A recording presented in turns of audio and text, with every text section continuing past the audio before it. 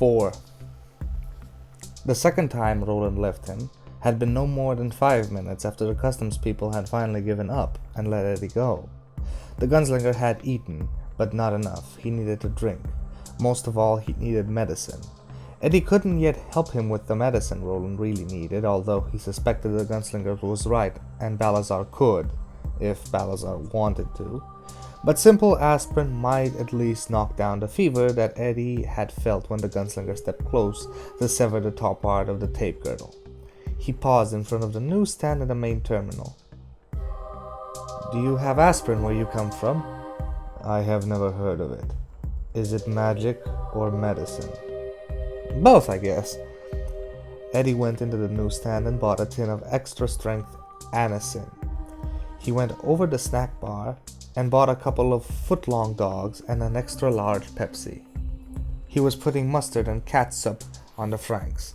Henry called foot-long Godzilla dogs, when he suddenly remembered this stuff wasn't for him.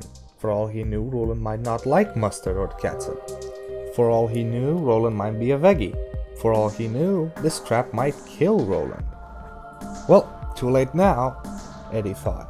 When Roland spoke, when Roland acted, Eddie knew all this was really happening. He was quiet, that giddy feeling that it must be a dream, an extraordinary vivid dream he was having as he slept on Delta 901 inbound to Kennedy, instead of creeping back. Roland had told him he could carry the food into his own world. He had already done something similar once, he said, when Eddie was asleep. Eddie found it all but impossible to believe, but Roland assured him it was true. "Well, we still have to be damn careful," Eddie said. "They've got 2 custom guys watching us, wherever the hell I am now." "I know we have to be careful," Roland returned. "There aren't 2, there are 5. Eddie suddenly felt one of the weirdest sensations of his entire life.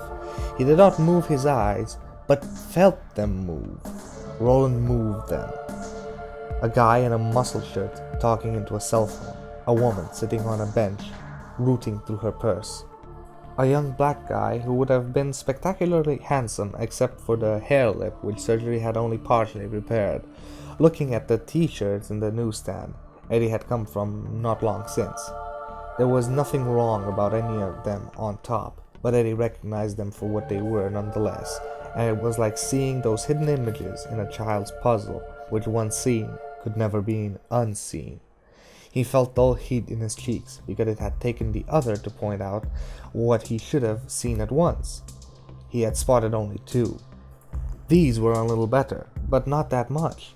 The eyes of the phone man weren't blank, imagining the person he was talking to, but aware, actually looking at the place where Eddie was. That was the place which the phone man's eyes just happened to keep returning. The purse woman didn't find what she wanted or give up, but simply went on rooting endlessly.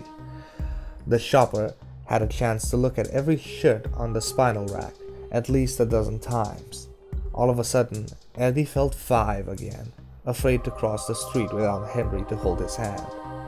"Never mind," Roland said, "and don't worry about the food either. I've eaten bugs while they were still lively enough for some of them to go running around through my throat." "Yeah," Eddie replied, "but this is New York." He took the dogs and the soda to the far end of the counter and stood with his back to the terminal's main concourse. Then he glanced up in the left-hand corner. A convex mirror bulged there like a hypersensitive eye. He could see all of his followers in it, but none was close enough to see the food and the cup of soda, and that was good, because Eddie didn't have the slightest idea what was going to happen to it. "Put the Aston on the meat things, then hold everything in your hands." "Aspirin." "Good. Call it Fluttergork if you want. Eddie, just do it." He took the Anson out of the stapled bag he had stuffed into his pocket, almost put it down on one of the hot dogs, and suddenly realized that Roland would have problems just getting what Eddie thought of as poison-proofing off the tin, let alone opening it. He did it himself, shook 3 of the pills onto the napkins, debated, and then added 3 more. "3 now, 3 later," he said, "if there's a later." "All right. Thank you. Now what?" "Hold all of it." Eddie had glanced into the convex mirror again. Two of the agents were strolling casually towards a snack bar, maybe not liking the way Eddie's back was turned, maybe smelling a little prestidigitation in the progress, and wanting a closer look. If something was going to happen, it better happen quick. He put his hands around everything, feeling the heat of the dogs in their soft white rolls, the chill of the Pepsi. In that moment, he looked like a guy getting ready to carry a snack back to his kids. And then the stuff started to melt. He stared down, eyes widening until it felt to him that they must soon fall out and dangle out of their stalks. He could see the hot dogs through the rolls. He could see the Pepsi through the cup, the ice-coated liquid curving to conform to a shape which could no longer be seen. Then he could see the red Formica counter through the footlong and the white wall through the Pepsi. His hands slid towards each other, the resistance between them growing less and less, and then they closed against each other, palm to palm. The food, the napkins, the Pepsi-Cola, the 6 Anacin, all the things which had been between his hands, were gone. Jesus jumped up and played the fiddle, Eddie thought numbly. He flicked his eyes up toward the convex mirror. The doorway was gone, just as Roland was gone from his mind. Eat heartily, my friend, Eddie thought. But was this weird alien presence that called itself Roland his friend? That was far from proved, wasn't it? He had saved Eddie's bacon, true enough, but that didn't mean he was a Boy Scout. All the same, he liked Roland. Feared him, but liked him as well. Suspected at any time he could love him as he loved Henry. Eat well, stranger, he thought. Eat well, stay alive, and come back. Close by were a few mustard-stained napkins left by a previous customer. Eddie balled them up, tossed them in the trash barrel by the door on his way out, and chewed air as if finishing the last bite of something. He was even able to manufacture a burp as he approached a black guy on his way toward a sign pointing to luggage and ground transportation. "Couldn't find a shirt you liked?" Eddie asked. "Oh, beg your pardon?" The black guy turned from the American Airlines departure monitor he was pretending to study. "I thought maybe you were looking for one of those that said, 'Please feed me, I am U.S. government employee,'" Eddie said, and walked on. As he headed down the stairs, he saw the purse router hurriedly snap her purse shut and get to her feet. "Oh boy, this is gonna be like Macy's Thanksgiving Day Parade!" It had only been one fuck of an interesting day, and Eddie didn't think it was over yet. 5. When Roland saw the lobster things come out of the waves, again, their coming had nothing to do with the tide then. It was dark that brought them. He left Eddie Dean to move himself before the creatures could find and eat him. The pain he had experienced and was prepared for. He had lived with the pain so long it was almost an old friend. He was appalled, however, by the rapidity of which his fever had increased and his strength decreased. If he had not been dying before, he most assuredly was now. Was there something powerful enough in this prisoner's world to keep that from happening? Perhaps. But if he didn't get some of it within the next 6 hours, he thought it wouldn't matter. If things went much further, no medicine or magic in that world or any would make him well again. Walking was impossible. He would have to crawl. He was getting ready to start when his eyes fixed upon the twisted band of sticky stuff and the bags of devil powder. If he left the stuff here, the monstrosities would almost surely tear the bags open. The sea breeze would scatter the powder to the 4 winds. Which is where it belongs, the gunslinger thought grimly. But he couldn't allow it. When the time came, Eddie Dean would be in a long tub of trouble if he couldn't produce that powder. It was rarely possible to bluff men of the sort he guessed this Balazar would be. He would want to see what he had paid for, and until he saw it, Eddie would have enough guns pointed at him to equip a small army. The gunslinger pulled the twisted rope of the glue string over to him and slung it over his neck. Then he began to work his way up the beach. He had crawled 20 yards, almost far enough to consider himself safe, he judged, when the horrible yet cosmically funny realization that he was leaving the doorway behind came to him. What in God's name was he going through this for? He turned his head and saw the doorway, not down on the beach, but 3 feet behind him.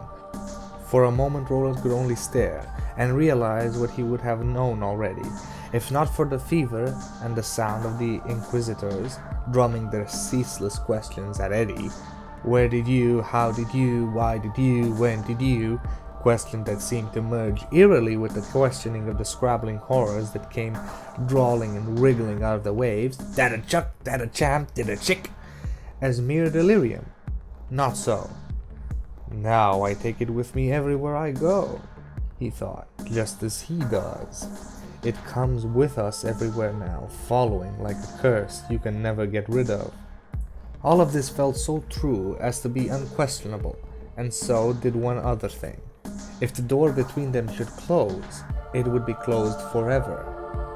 When that happens, Roland thought grimly, he must be on this side, with me. What a paragon of virtue you are, Gunslinger, the man in black laughed. He seemed to have taken a permanent residence inside Roland's head. You have killed the boy. That was the sacrifice that enabled you to catch me, I suppose, and create the door between worlds.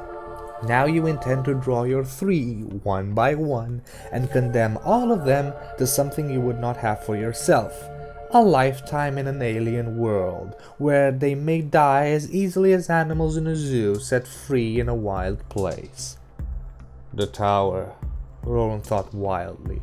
Once I've gotten to the tower and done whatever it is I'm supposed to do there, accomplished what fundamental act of restoration or redemption for which I was meant, then perhaps they... But the shrieking laughter of the man in black, the man who was dead, but lived on the Gunslinger's stained conscience, would not let him go with the thought. Neither, however, could the thought of the treachery he contemplated turn him aside from his course. He managed another 10 yards, looked back, and saw that even the largest of the crawling monsters would venture no further than 20 feet above the high tide line. He had already managed 3 times that distance. It's well then. Nothing is well, the man in black replied merely, and you know it. Shut up, the gunslinger thought, and for a wonder, the voice actually did. Roland pushed the bags of devil dust into the cleft between 2 rocks and covered them with a handful of sparse sawgrass. With that done, he rested briefly, head thumping. Like a hot bag of waters, skills alternately hot and cold, then rolled back through the doorway into the other world, that other body, leaving increasing deadly infection behind him for a little while. 6. The second time he returned to himself, he entered a body so deeply asleep that he thought for a moment it had entered a comatose state, a state of such lowered bodily function that in moments he would feel his own consciousness start down a long slide into darkness. Instead, he forced his body towards wakefulness, punched and pummeled it out of the dark cave in which it had crawled. He made its heart speed up, made his nerves re-accept the pain that sizzled through his skin and woke his flesh to groaning reality. It was night now. The star was out. The pumpkin things Eddie had bought him were small bits of warmth in the chill. He didn't feel like eating them, but ate them he would. First though, he looked at the white pills in his hand. Aston, Eddie called it. No, that wasn't quite right, but Roland couldn't pronounce the word as the prisoner had said it. Medicine was what it came down to. Medicine from that other world. If anything from your world is going to do for me, prisoner, Roland thought grimly, I think it's more apt to be your potions than your popkins. Still, he would have to try. Not the stuff he really needed, or so Eddie believed, but something which might reduce his fever. 3 now, 3 later, if there is a later. He put 3 of the pills in his mouth, then pushed the cover, some strange white stuff that was neither paper nor glass but which seemed a bit like both, off the paper cup which held the drink, and washed them down. The first swallow amazed him so completely that for a moment he only lay there, propped against a rock, his eyes so wide and still and full of reflected starlight that he would surely have been taken for dead already by anyone who would happen to pass by. Then he drank greedily, holding the cup in both hands, the rotted, pulsing hurt in the stump of his fingers, barely noticed in his total absorption with the drink. Sweet God, such sweetness, such sweetness, such... One of the small flat ice cubes in the drink caught his throat. He coughed, pounded his chest, and choked it out. Now there was a new pain in his head. The silvery pain that comes with drinking something too cold too fast. He lay still, feeling his heart pumping like a runaway engine, feeling fresh energy surge into his body so fast he felt it as if it might actually explode. Without thinking of what he was doing, he tore another piece from his shirt. Soon it would be no more than a rag hanging around his neck, and laid it across one leg. When the drink was gone, he would pour the ice into the rag and make a pack for his wounded hand. But his mind was elsewhere. Sweet! It cried out again and again, trying to get the sense of it, or to convince itself there was a sense of it, much as Eddie had tried to convince himself of the other as an actual being and not some mental convulsion that was only another part of himself trying to trick him. Sweet, sweet, sweet. The dark drink was laced with sugar, even more than Martin, who had been a great glutton behind his grave ascetic exterior, had put in his coffee in mornings at the Downers. Sugar, white, powder. The gunslinger's eyes wandered to the bags barely visible under the grass he had tossed over them, and wondered briefly if the stuff in his drink and the stuff in the bags might be one and the same. He knew that Eddie had understood him perfectly over here, where they were two separate physical creatures. He suspected that if he had crossed bodily to Eddie's world, and he understood instinctively it could be done, although if the door should shut while he was there, he would be there forever, as Eddie would be here forever if their positions were reversed, he would have understood the language just as perfectly.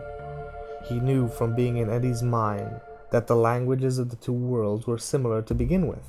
Similar, but not the same. Here, a sandwich was a pumpkin.